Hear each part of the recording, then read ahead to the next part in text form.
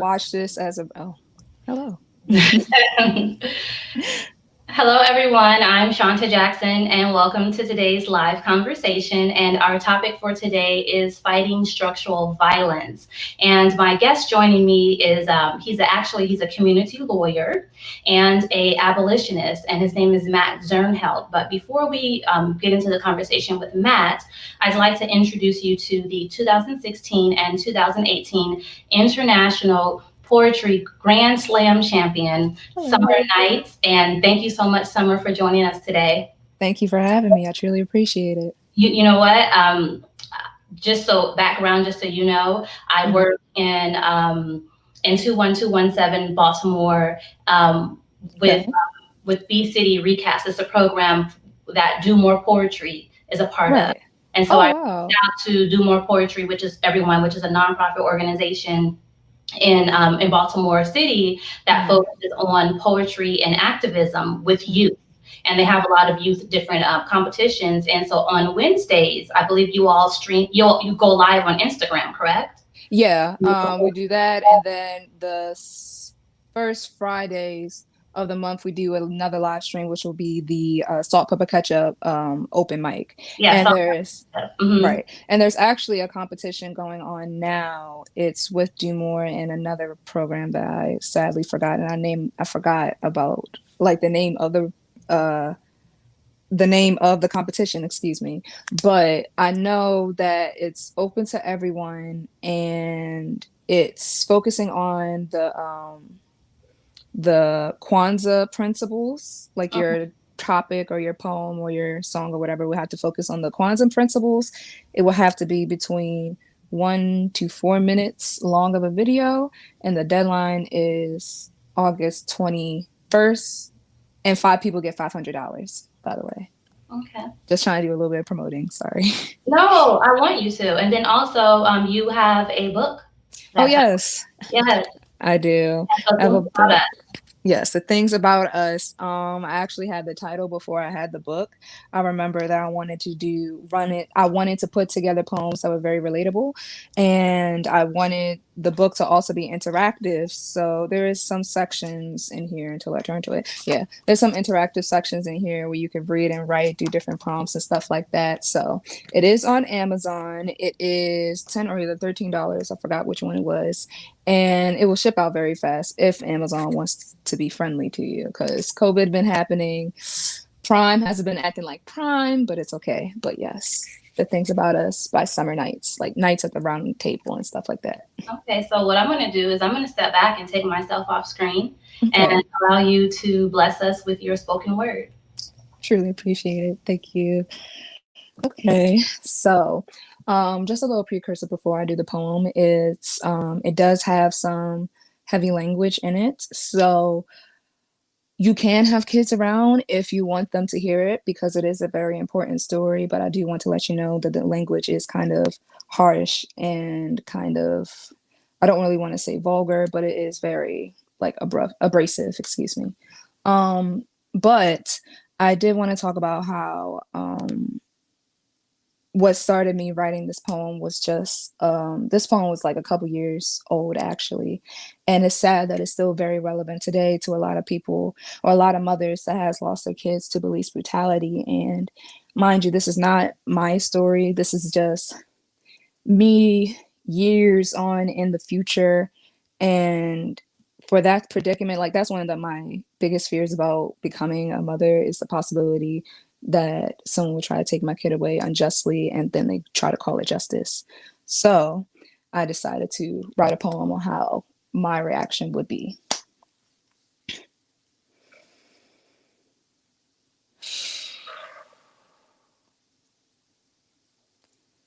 To the wife of the police officer that will soon kill my future son because his skin looked threatening: you are blessed if America hands you dreams and freedom while it gave me empty promises and empty clips into my baby's body. And I'm trying to keep my temp low. While I try to keep my tech low because I'm about to make another life go, he had a dream. to play football. But when the National Football League turns into niggas for lease, his dreams was shot down like the king. So why not grab this gun and do the same damn thing? The police killed my baby. So I'ma make them bleed. Put these crackers back in their sleeves and call it the Ritz Hotel. Watch me click, clack, bang, spread your brain across the window pane, and I dare Trump to say my baby's name. Won't hashtag my tears. Can't fit heartbeats in a tweet. Bird ass nigga Trump. Don't read reports, but loves bullet points. Ironic. His name is Kadar. 18, 6'2", and black, but I bet you already knew that. The description is easier to believe than innocence. They thought he was selling Knicks at night, but he was supposed to watch Nick at night at Knicks that night. He was leaving from a football game. Police changed from protector to predator, changed my son from prey to finish. In an instance, I told him, if they ask you questions, remind them of your rights. Stand tall. Keep your thoughts tight. Don't be threatening because you might lose your life. And the only thing that was threatening was his cries. And destructive police say they want peace, but how can you be peaceful when you're peaceful? Lie and supply service and protection, but they serve us to protect them. But that's the thing about Black mothers. We create miracles for millions, but never get one back. America has a funny way of turning Black people into gods, but when the Bible and denial is more holy than your holy baby's obituary, everyone's an atheist. So white woman, don't tell me race don't got shit to do with it, because they'll pray over your son's body while they prayed on mine, and whose story will be written out in history. His name won't be forgotten. Won't be whited out by his own blood, and that's my blood. So I'm about to make you crip while you made him stiff. Do you know what he did to him? To me. To us. I remember when he lost his first tooth, his smile was so big our ancestors started to create a night sky as bright as his on college acceptance day. I seen the same smile. I realized then that innocence isn't something we lose. We just forget where we put things. Like the time I lost my mind, and even with the empty thoughts, there was always loud memories. And he would talk to me. He would say, I love you. You are loved. I love you. You are loved. I watched him turn from a stray jacket to a security blanket.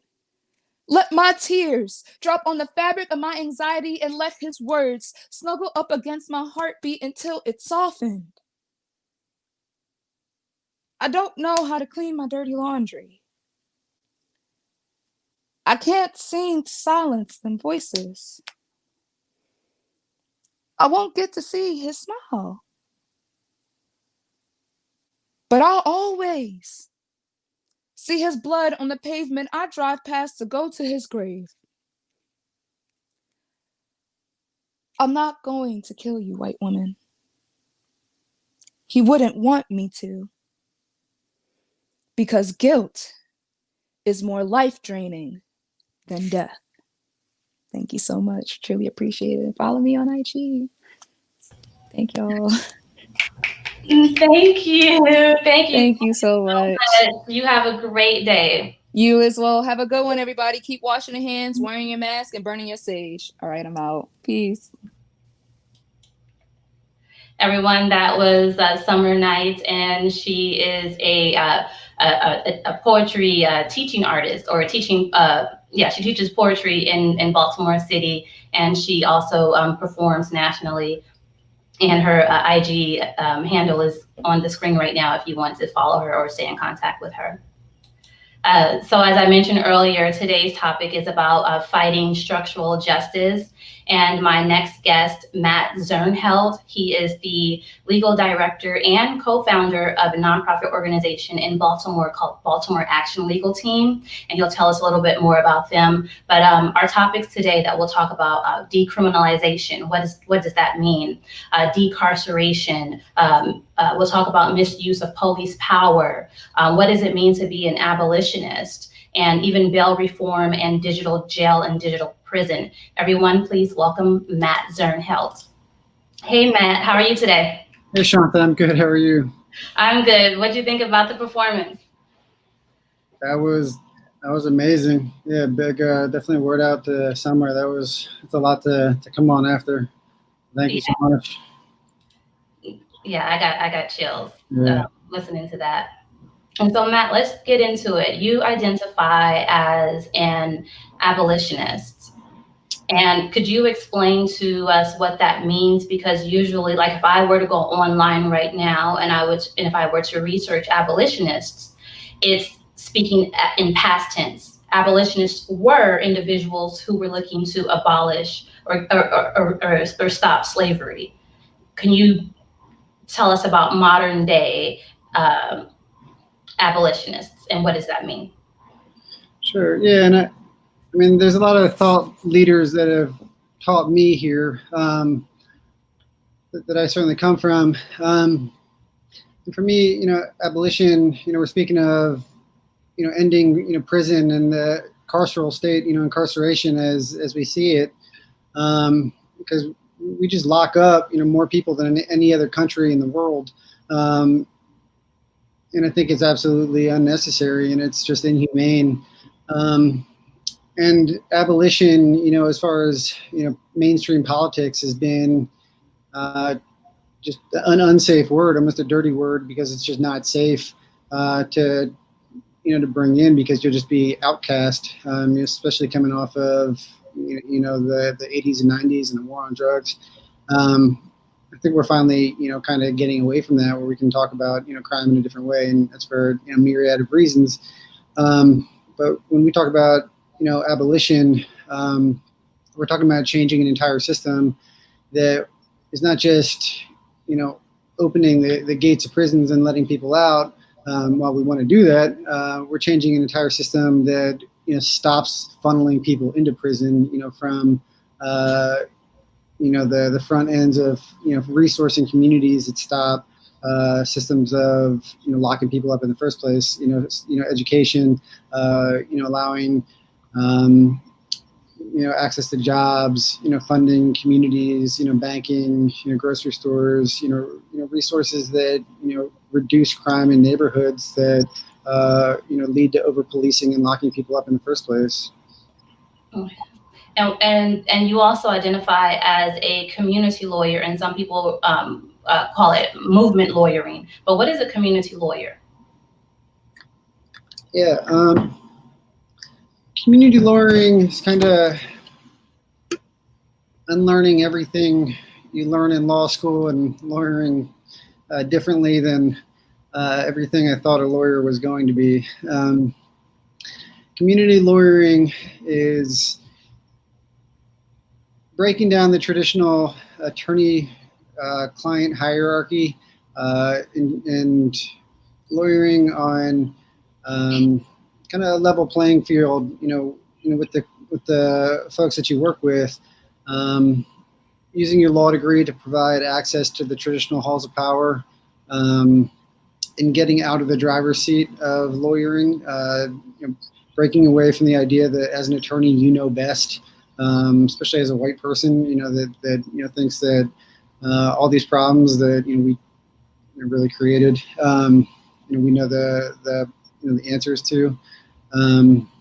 But following the direction of the community and working on those solutions. When we are working through legal challenges, taking on problems that our partners brought to us. Really working with the community in answering the problems as we work through the fights. Okay. And one of the things that I wanted to talk to you about is decriminalization. You and I are both members of the People's Commission to Decriminalize Maryland. And some of the things that we're looking at right now, we're looking at, as a group, a criminal code in the state of Maryland, and that includes adult and juvenile. And we're looking to see how we could either just dismantle, decriminalize, make new policy recommendations, or change some of the existing policies. And help me if I miss out, but we're looking at drug policy. We're looking at sex work. Another work group that we have youth, poverty, and homelessness. And could you help me, and we can talk about this together, but if you would lead, please.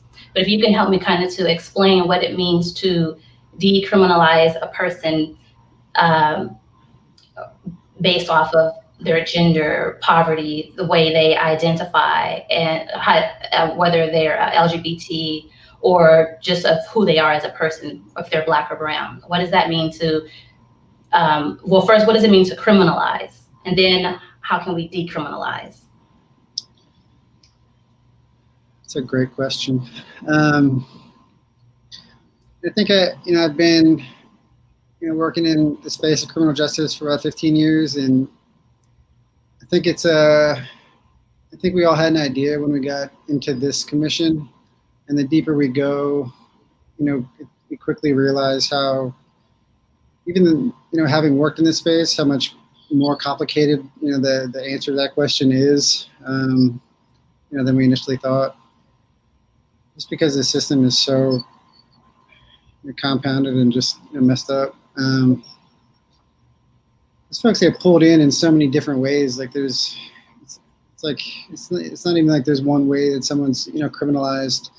But if to say like someone homeless, someone who is homeless, what are some of the because I'm homeless, what are some of the things that I could possibly be charged for?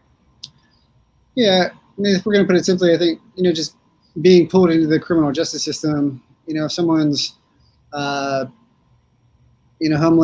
and that term certainly assigned different meanings. There's street homeless, is living on the street, and then there's not having a stable place to live. That might be not having not maintaining a place of your own. If it's living with family members, if it's moving from motel to motel, or living in a motel without a stable mailing address.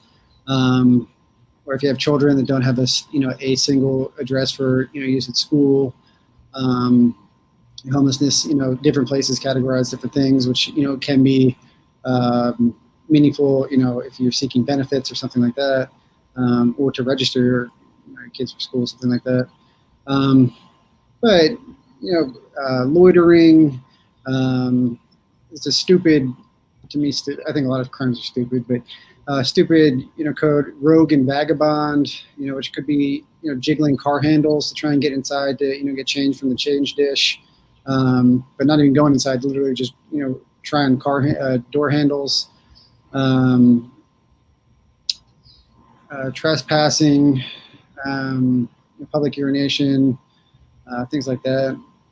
And if you are, and so in this particular case, I'm talking about street homelessness. So if someone lives if the street is their home, and so public urination, for example, they may not have access to a toilet.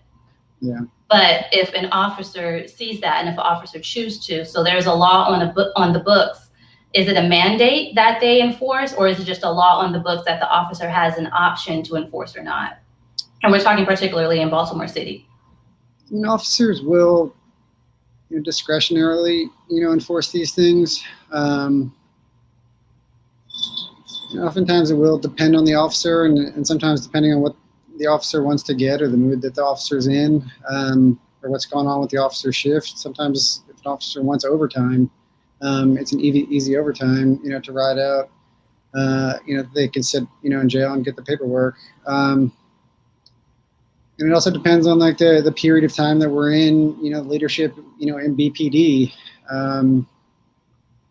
A lot of these codes right now, people are, feeling positive about, because we can get, shielding, lower end crimes like that. If it's on someone's record, we may not be able to get an expungement, like we can get it cleared off someone's record, but we can get it hidden on somebody's record. But it doesn't necessarily save the headache that someone has to go through, and helping someone navigate the system to get that, shielded. The state's attorney right now, is, publicity parading around as though she's not prosecuting these crimes, but she's still letting people get locked up and sitting in jail until they get a bail hearing, to get out on some of these, issues, while, COVID, is spreading rapidly through the jails. So it's not a mandatory enforcement, that I don't think an officer has to, or is going to get reprimanded for not enforcing those charges, but we still see it. Okay. And you mentioned COVID. People are in jail right now, and they are not able to, let's say if someone doesn't have, so explain bail for one. So from my understanding, as a US citizen, if I'm charged with a crime, I am supposedly innocent until proven guilty. And um, depending on the type of crime that I'm charged with, most likely I will be able to go before a judge and post bail for myself so that I can, while my court case is pending, I could still be with my family. I can still make a living and take care of my family. Correct? Is that ideally how the justice system works? It's called the legal system because we're far from a justice system in America right now. Okay, legal system. Yeah. And I'm asking you that because I want you to tell me what's going on now and inform the viewers what's actually happening right now in jails across the country, or if you want to speak specifically to Baltimore City. And then I want to transition to talk about home monitoring. Sure. Yeah, the jail and the prison population is largely a forgotten population right now with COVID, because folks can imagine people kept in close proximity like that in unsanitary conditions. It's like a petri dish. It couldn't be a worse place for to be with COVID spreading, and people are getting it and people are dying. And it's not widely reported, and statistics are not, kept, and the statistics we're getting are not updated frequently, and they clearly are not representing, what we're seeing inside, and it's horrifying. It's terrifying, but while we are seeing some people get out, it's disgrace, and the people that are getting out and that the politicians are acting like they're saving are people that would be getting out in coming months anyways. They're not making a big dent into actually saving people's lives.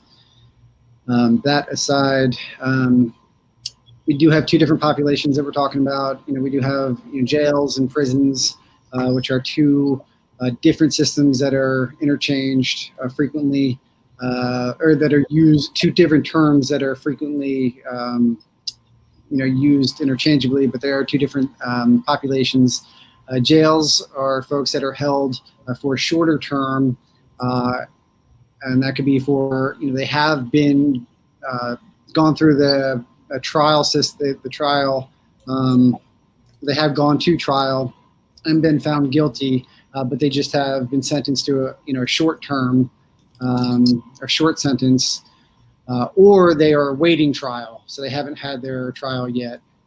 Prison is for folks that have gone to trial and they've been sentenced to a longer term, usually 18 months or more.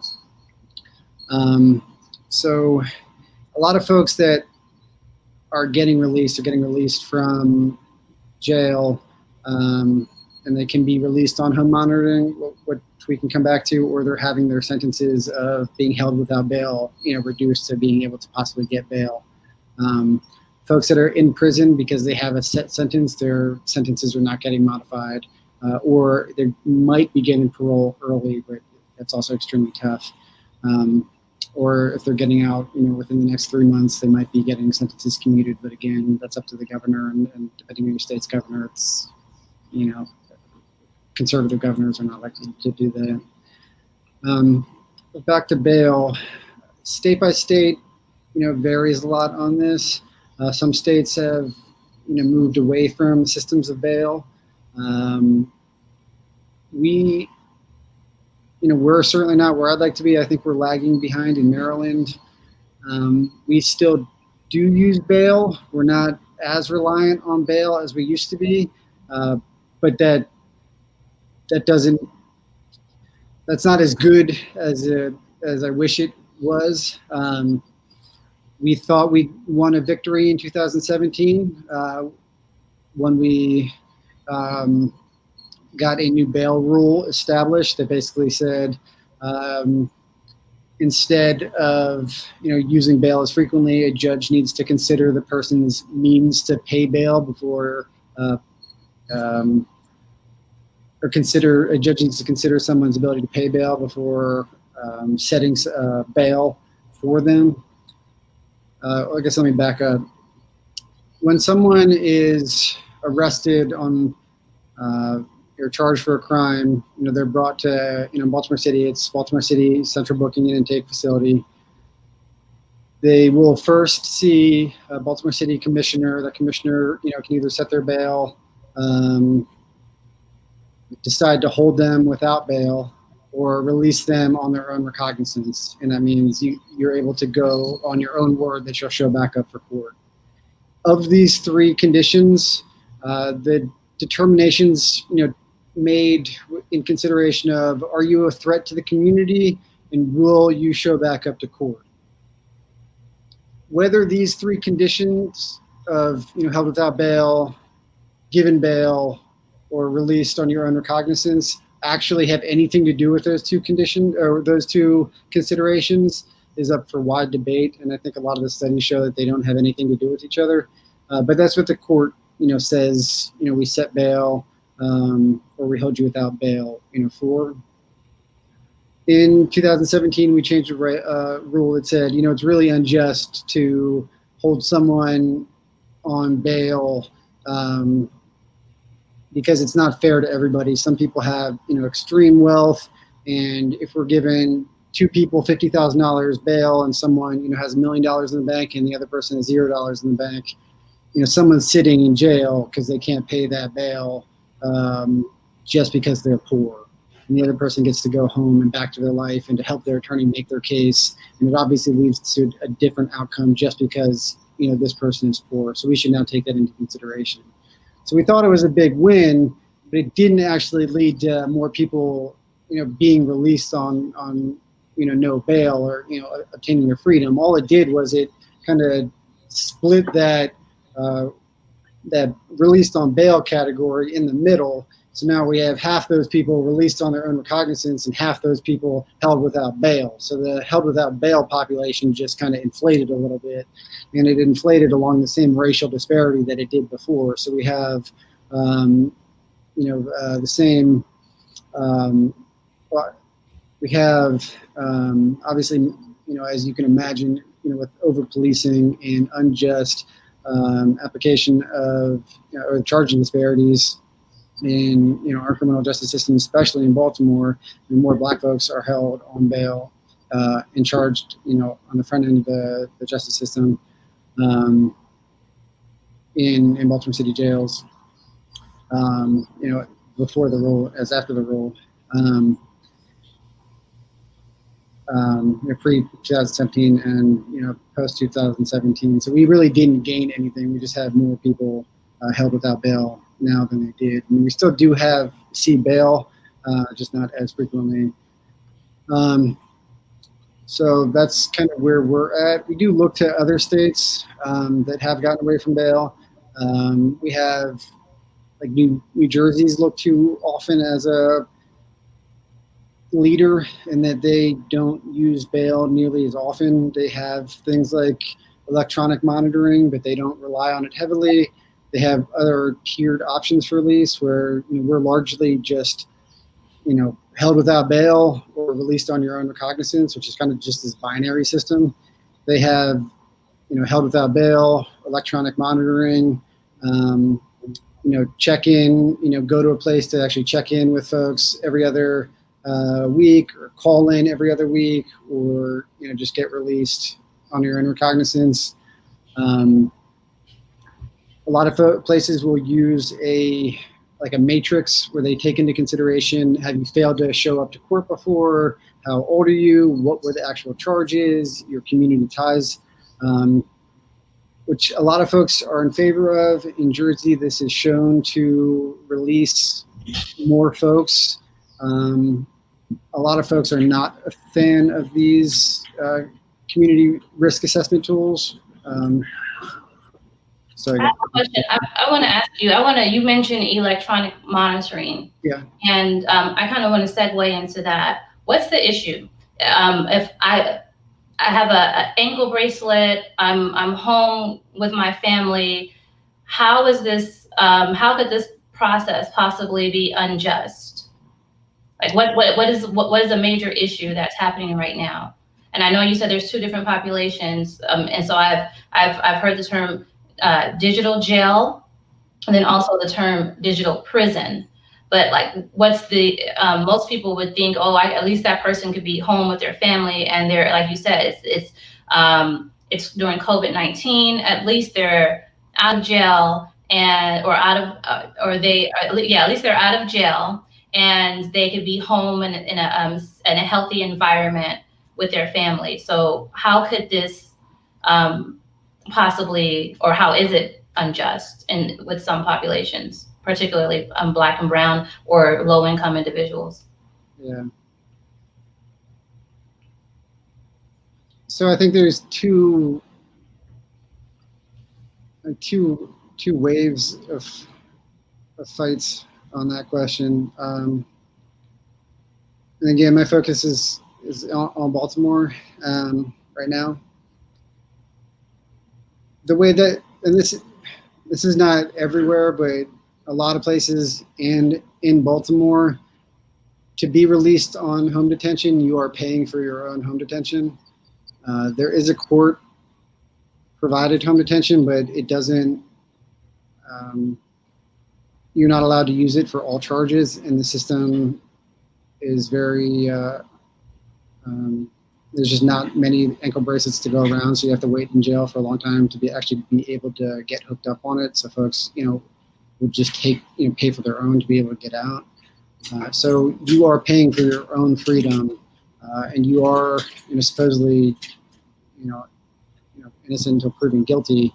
When in reality, they're rolling a dice on a death sentence, leaving you in there, unless you can pay it for your own ankle monitor. So to get out, you're paying for your ankle monitor, and these things, are not cheap. They're you're paying for a startup cost, an evaluation fee and a hookup fee, which can be anywhere from $60 to $150. And then you're paying anywhere from $11 a day to $17 a day, which adds up quickly, over $300 a month.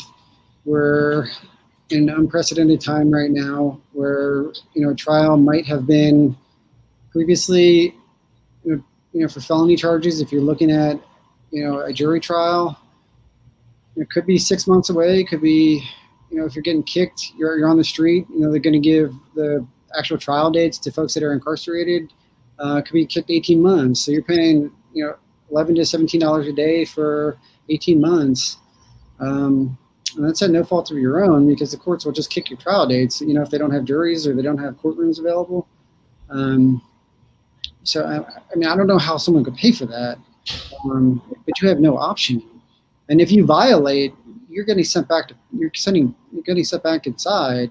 And if you violate the terms of your release, it's extremely hard to get released again. Like, you can argue to try and get home. You can try and get home release or get modified or bail review again, but the judge is going to look and see that you violated last time you were out and just be extremely unwilling to release you again. So that's the first reason. It's pay for freedom. The other reason is it's GPS monitoring, like it's GPS tracking. And this is so it's still detention. You're not able to leave your house. And you're still responsible for providing all your own, essentials, but it's extremely hard to get to work, if you are able to work under the order. And if you are, the type of work that you're able to do is extremely limited. Like, it has to have a stable location that you can go to. You need to go there at restricted times or very certain times that you can report that you're not, violating. Outside those hours, you cannot go get food. You cannot go get, toiletries, essentials, medical care. You need to report all these things, and you need to be able to actually reach the monitoring system, or you can and will, be violated. And on top of these, it's a basic freedom. I mean, they're watching every single move. Like, this is, you are an innocent person that could have been, jumped or for, we have the most corrupt police department in Baltimore that, will absolutely set someone up. We have had police that are absolutely have been proven that are in jail right now for planting, evidence on people, and for robbing people, and for writing false police reports, and for such a reason. Some of these folks, and for other reasons that I don't believe in the criminal justice system as it exists, are now, under complete surveillance and, have complete restriction in their movement. A GPS ankle, a monitor on their ankle. I think it's absolutely insane. Thank you for that. Thanks for explaining that. And you have to listen very well to kind of just, to kind of understand and imagine just the circumstance of what you are explaining. Baltimore Action Legal Team, you all currently have a program now where you are actually paying the fees for the electronic monitoring system, correct? Yes. Yeah. Okay. And what other programs do you all have that are active? Yes, we are running electronic monitoring system or program, and as much as we don't believe in like the e-shackling, we took a kind of moral conversation, and we just as much don't believe people should be sitting in jail during COVID. So we we had we are running a fundraiser for folks. And the community has been absolutely beautiful, and donated to folks that they don't know to get them out of the walls right now. And we've paid a lot of money to get folks out. We're covering I think almost I think 90 some folks to be out in the community right now. We also have a community bail fund to post bail for folks to get out right now. We're the program, a program manager for the Decriminalization Commission, that you mentioned earlier. We facilitate a community brain trust where we pair community attorneys with community organizations to work on legal issues that they are trying to work through. What else are we working on? We have take on litigation projects. We have a couple of different litigation issues that we're working through right now. We're working through a lot of record disclosure issues, primarily around the Baltimore Police Department. BPD has, with a lot of police departments, have had just an absolute wall around their record keeping, their personnel issues, like the misconduct of police files, for decades. There can be an officer that has, committed unlawful behavior, has committed excessive use of force, police shootings, and we have no idea what happens to these investigations, if they're still on the force, the outcomes, if these investigations were actually thorough. We know we had a DOJ investigation come through in 2016. DOJ, Department of Justice. Department of Justice, and the DOJ found that we in no in clear terms, they said the Department of, or the Baltimore Police Department is has racist patterns and practices, and uses excessive uses of force on black folks,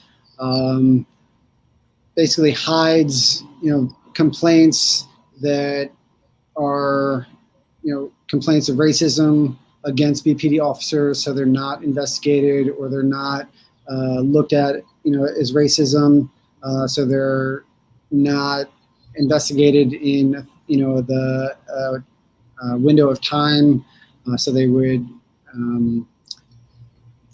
expire before an officer could actually get in trouble. So no one was actually getting held accountable, and these officers were staying on the streets. So they could offend and offend and offend.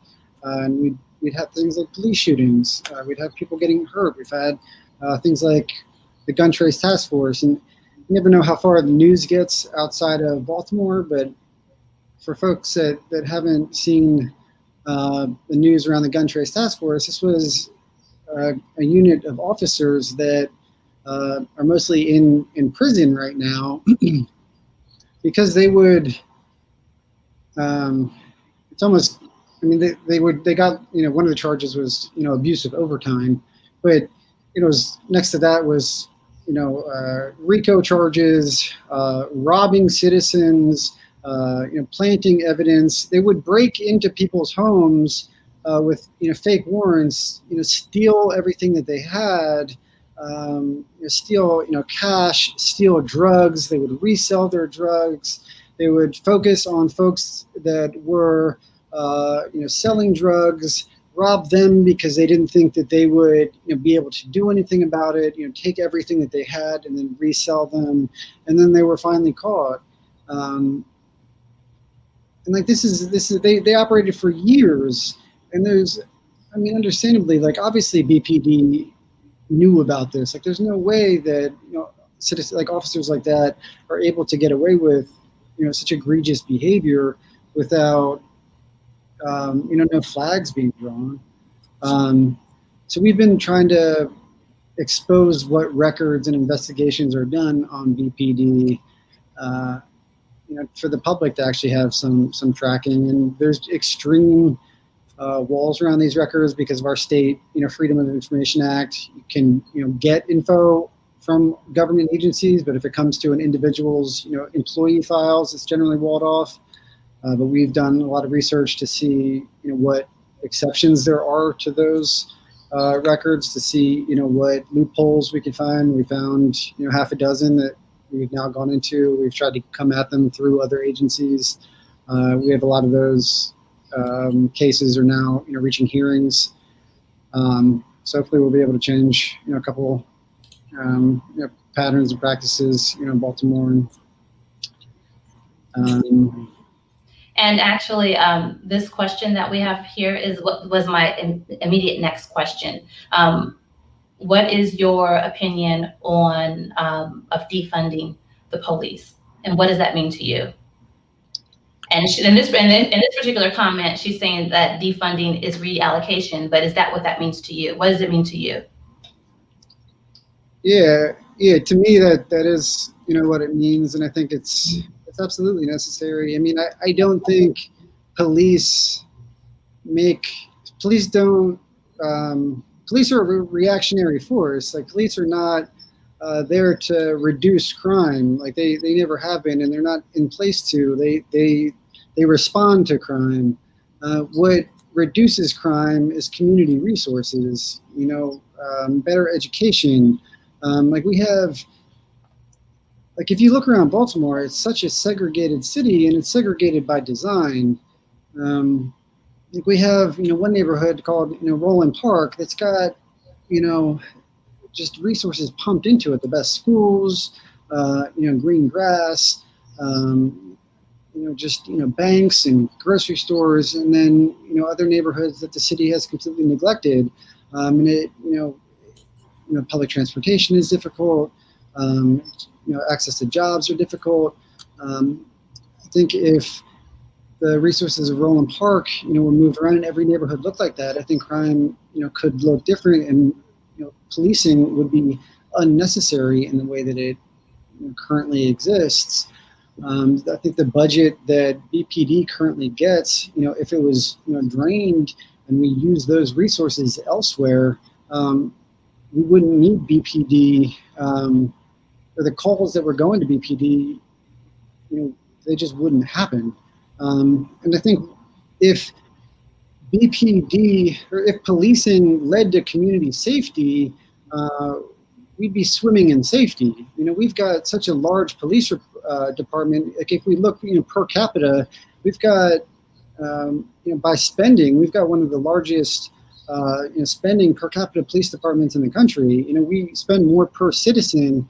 I think we're in the top 10, in the city, and we're certainly not, one of the top 10 lowest murder rates. We're not one of the top 10, best crime cities in the city. So it doesn't actually prove anything. Like we've done this, we've done this.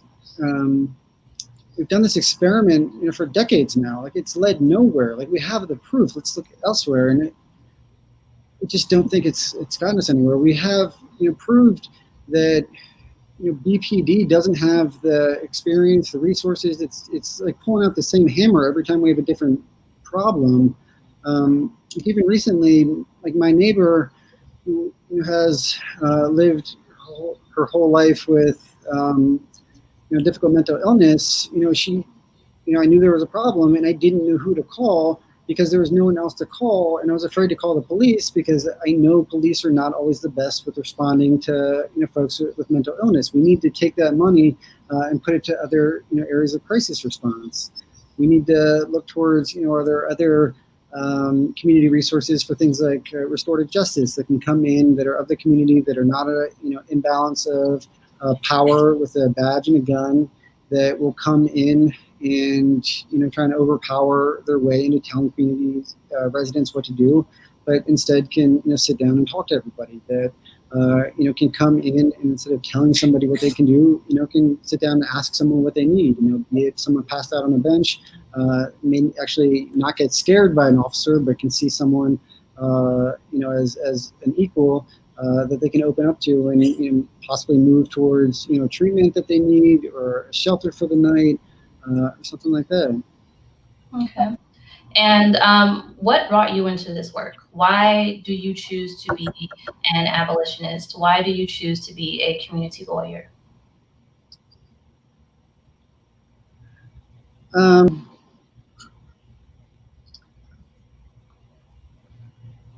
Yeah, I mean, I think when I was younger, I certainly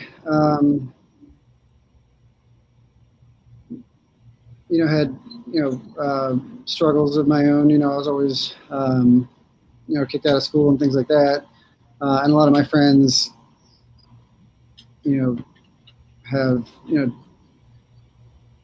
really died over the years from drugs and drug abuse. My interactions were not positive.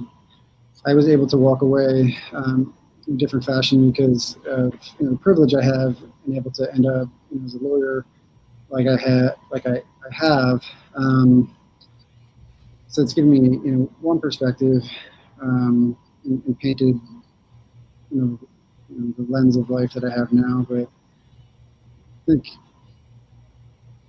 besides that aspect of relations with police.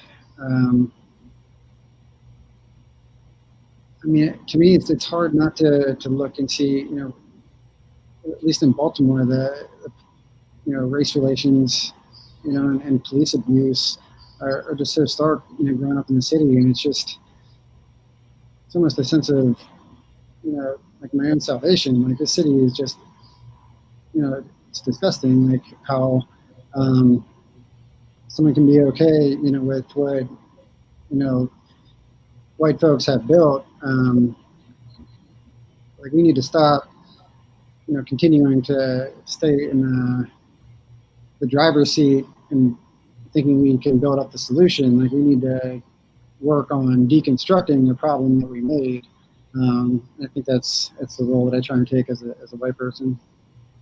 Yeah. And so I was telling someone that I was interviewing you, and when I explained, when I described you, I said he's an individual. He's a white male who is weaponizing what this society has created as far as privilege, but you're weaponizing your white privilege to fight for justice.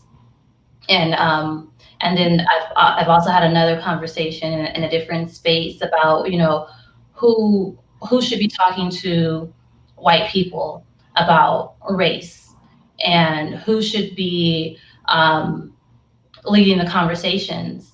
And it's often said, and at least in this circle where I had this conversation, is that it should be white people that are leading it. It's not the responsibility of Black people to teach white people how not to be racist, and to teach them how to unlearn some of their ways, and different things like that. So I appreciate you.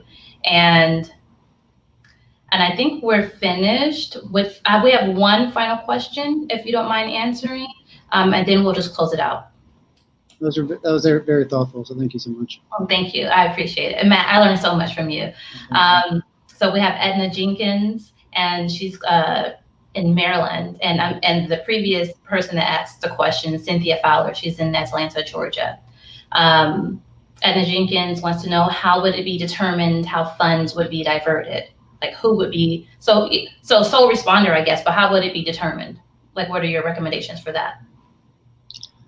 I feel like for me, that's one of the best questions, because it's like I don't have to stay in the driver's seat for that one. It's like I'd love to, like, we need to set up a process where the folks that are traditionally disenfranchised have the say over that. I think the folks that have been brutalized by, especially in Baltimore, the police department, should be the recipients of that answer. I think the community we need to set up a system that allows the community to have that answer. What that looks like, I don't know. I think that would be a larger discussion. But I think there's smarter people than me that might have an answer on how we could really have a large conversation with the community, getting a collective voice, or talking to community leaders, and we certainly have some strong community leaders of community organizations in Baltimore that have proposed budgets. Dr. Lawrence Brown, before he left our city, which I'm still bummed about, but I know he still has a book coming out soon about Baltimore. He had a lot of conversation around a apartheid budget that he had proposed. I think it would be something to consider. But I think there'd be a lot of conversation around what a new budget could look like. It could be circulated and put up for debate in the community until something that was largely agreed upon from the folks that it affected. I think that's a good message to close out on. So basically, for those who are in a position to, if you're a policymaker, if you're an elected official, that's your answer. So you should be engaging with your constituents. You should be engaging with the people in your district, in your communities, and you should be engaging in conversations, and not just behind the doors, or I would say in offices, but now via Zoom, right? And not, but really involve the community, and it should be shared decision making.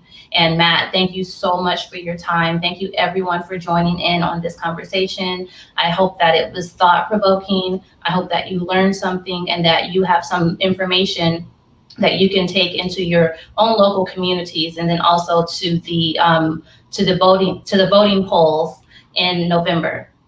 Thanks for having me. Thanks for having me. Thank you, Matt. I appreciate you.